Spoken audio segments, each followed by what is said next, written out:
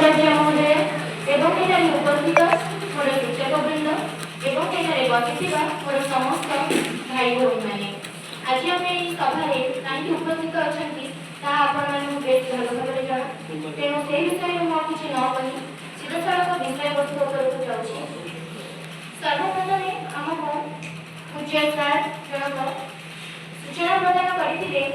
आम मानक बाहर को जाई अनेक गुड़े बही मध्य निज पसंद बही गोटे आना और उक्त बही मध्य निज पसंद विषय को पढ़ा से विषय किसी निजर अभिलक्षण रखा। तो मुझे जाइए गोटे बही निज पसंद आनी जो बहीर नाम हूँ से पिला थे बहिले महापुरुष मैंने बहीटीर लेखक होती अर्थात संपादक होती जी अति सुंदर भाव बही को देखते उक्त बही मध्य मु मधुसूदन दास विषय में पढ़ी और पढ़ला पर जानवा पाइली जे मधुसूदन दास असल नामटी था गोविंद वल्लभ चौधरी, पिता नाम था चौधरी रघुनाथ दास, माता नाम था पार्वती देवी।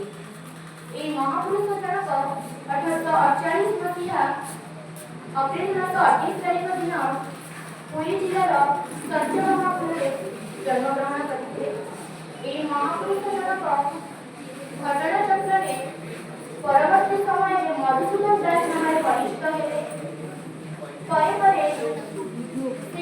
घटना चक्र उत्कल गौरव मधुसूदन दास नाम परिचित।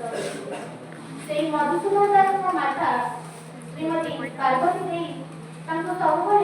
गोटे भल कथा शिखे जोटा कि बही पढ़ा जानवा पाइली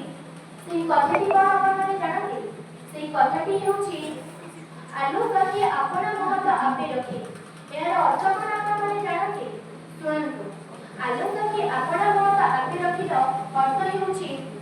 आम सब एमती किसी कार्य करवानी जो दिन आम महत्व उपर आंच आसो। यही कथाटी सब